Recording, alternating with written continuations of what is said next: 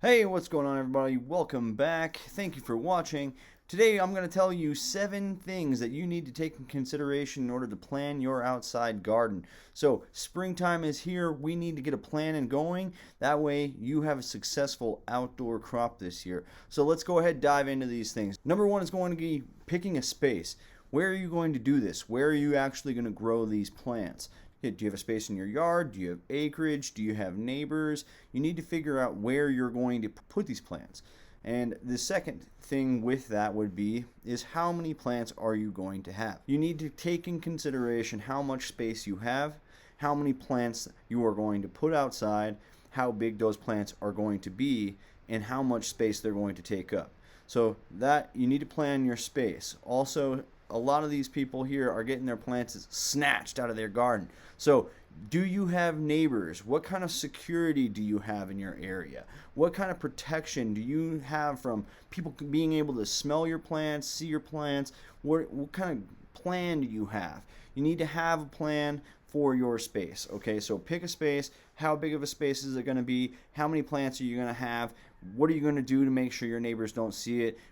Keep your mouth shut. Don't tell your people about it because you want to make sure you have a crop at the end of the year. The last one that you need to consider when you're picking a space is, do you have water? You need water, and that is one of the most important things that you've got to have. Also is sunlight. You have got to have sunlight to the area. You cannot be obstructed by buildings and stuff like that. You need to be able to have lots of sunlight and water available. So there you go. That's number 1 is your space in your area. Where are you going to do it? Number 2 is picking your plants. What kind of genetics are you going to plant out? Now, would you like to get genetics that are grown specifically for your area? If you're in California, I would suggest going to Kevin Jodrey, hitting those people up. If you're here in Colorado, they have an ethos line. People have bred those plants specifically here for the Colorado climate. And you can always talk to a local grower or somebody who has genetics. They know what does do good in that area. So pick your plants. Right now, it's already springtime. If you are growing from seed, you want to have those plants started already and growing, because what you essentially want to do is top them, take a clone with that topping, and you want to sex them. You want to make sure that these plants are female before you put them outside. You don't want to have a plant growing for months and then find out that it's a male. It's devastating, and I had it happen multiple times last summer, and it really bummed me out. So learn from my mistake on that. Sex your plants before you actually put them out there. And with that, even if you're getting a clone, what we want to do is we want to have at least 4 to 6 weeks of indoor growth before you actually put these things outside. Start putting a heavy fan on them, start putting a little bit of stressor if you can move them outdoors, and then move them back indoors for a little bit of time to get them acclimated, and then finally planting them outdoors as a fairly large plant. That's how you're going to get a really big plant versus just an average plant. You want to have some indoor vegetative growth. All right, so number 3 is going to be, how are you going to grow these plants? Where are you going to grow them in? So are you going to plant them in the ground? Are you going to prepare the ground somehow, like making a hugelkultur bed? Or there's all sorts of ground preparations. Are you going to do them in rows? Are you going to do them in little raised beds? That's another. You can actually make raised beds. Are you going to put them in raised beds? Are you going to put them in containers? Are you going to put them in fabric pots? So you have a bunch of different options here. You need to just make a plan with what you're going to do. I personally would suggest doing them in some kind of container. If you have not grown a lot, don't just put some plant into the ground, because it's going to be a lot to handle. So especially if you check out my garden videos from last summer, you can see what I did in 100-gallon pots. I got 5-pound plants in some cases, anywhere from 2 to 5-pound plants. So that is basically the range that you could kind of expect to get out of a 100-gallon. A little bit of veg time before I put them out. If you do them in fabric pots, if you do them in plastic pots, you can do it any type of way. The other thing that you need to do is consider your growing medium. Are you going to do a live soil? Are you just doing soil? Are you going to do a soilless medium like a sphagnum peat moss, like a pro mix? So here are like soilless mediums. You can do hydroton, you can do a pro mix like here, and they just make sphagnum, cocoa peat, moss blends. So you can do a soilless medium if you are interested in doing that. If you would like to do something like a live soil, you can check out Build a Soil. This is where I got 5 yards of live soil from last year, and I thought this was absolutely beautiful, beautiful soil. My plants grew so well inside of it, and I really am a fan of these people right here. So they are Colorado locals. Give them a call if you have never talked to them before. That's a great product to talk about. You can do anything from a synthetic nutrients, like shout out to Mad Farmer. I really like his his Mobab and all of his line really. Let's see, you could do Athena. See, everybody seems to be running Athena right now, and I ran last year mixed with this Mother Earth natural nutrients. They have things like crushed oyster shell and blood meal, worm castings, and stuff that are all natural amendments. So I really liked this Mother Earth products.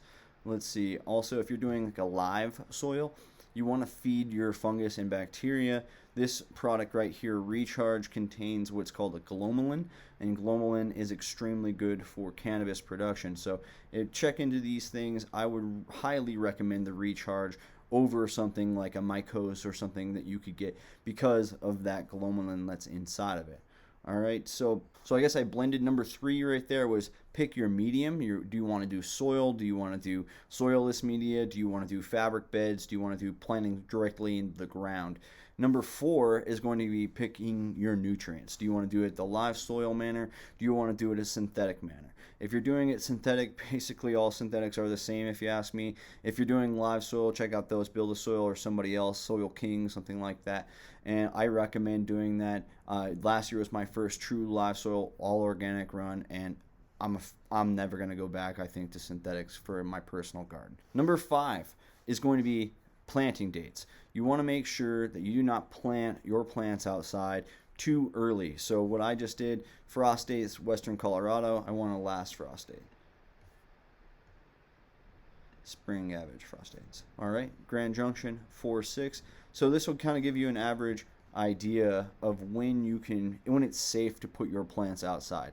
Now, if you put your plants outside and you can't get them back inside and you think it's going to frost, there's a couple things that you can do. Get a tomato cage, put it over it, and put a couple blankets over it. You can wrap some plastic over it. You can put a little dome over it. I've seen people put 5-gallon buckets over tops of things.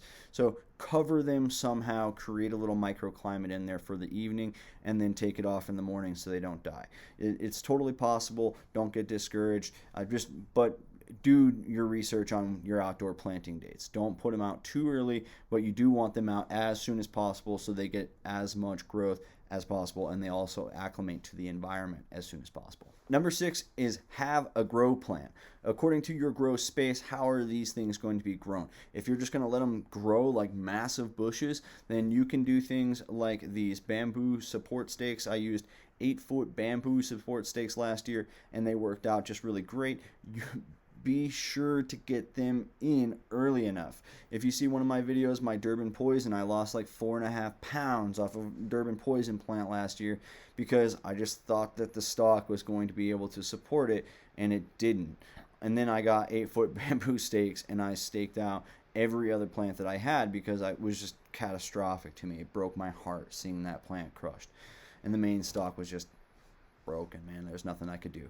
All right, so do you want to, put your tomato cages out? I personally recommend topping a plant after it gets about as tall as you, because you have to think the plants are going to continue growing through flower, and when they get incredibly tall and the buds are very heavy, it is hard to take these things down. They take up lots of space, they take up lots of time, and it's hard. You almost need a ladder to get up and get into these things just to defoliate them and just whatever else to tie them down. So think about your plant height. Think about your growing method. Are you going to do a topping? Are you going to do a low stress training? There's awesome pictures online about how people trellis their cannabis plants. You can see, people actually make like an indoor trellis system outside, and then they start weaving it on the first level and letting it grow up through the next 3 levels. There's support stakes like I did with bamboo stakes or T-posts. You've got to think about how you're going to give support to this heavy, big, bad bitch you're about to grow. And last but not least is have an integrated pest management plan. Okay, so some things to think about is getting. Let me bring it back to picking your mediums and picking your nutrients. Start right now. Make your plan on how much you need for the entirety of the season, and buy it all up front, because you do not want to run out of these things mid-season, and then especially with the economy and the supply chain issues that we're running into today, you do not want to run out of these things and then be weeks or months behind on trying to get your products. Get a list of what you need together today and go to your grocery store as soon as possible and get your stuff ordered.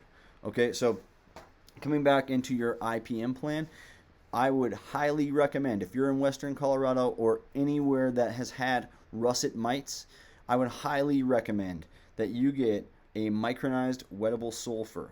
You can get it from this microthal disperse. I got mine from Snake Eyes, I'm pretty sure. And you've got to get a micronized wettable sulfur and spray everywhere. Spray it on the ground. Dip your clones in them when you're transplanting. Completely submerge them in this stuff, and at least spray them 2 other times during veg with this. I'm not talking about just your plants, your pots, your soil. Put it all around the ground, all over around your place, because the russets were so bad for me last year, and I got such a late start on them that I realized, I was trying to do this all organic movement, and I just realized, not having preventative plans for pesticide was a mistake. Get yourself, some Nukem. Get yourself some Mammoth can control. I guess this Pure Crop 1 you can use in flowering. I use like the Nukem, the Big Time Exterminator. Any of these things that have like essential oils or citric acid, things that aren't terrible to be spraying on your plants or your beneficials. And if you're running live soils, you can get like a plastic piece, kind of like the little tree skirt that you put around a Christmas tree, and wrap it around your plants and make sure it goes over the edges of your pots, so any spray that you do put on your plants won't drip down into your live soil. And that's kind of how I would recommend doing that. I hope this helps everybody plan your outdoor garden. If you guys found any of this content useful or helpful, please hit that like button. If you're not subscribed already, I would greatly appreciate if you guys hit that subscribe button for me. Hit that bell so you get notifications when my new videos come out. And I will, as always, see you guys next week.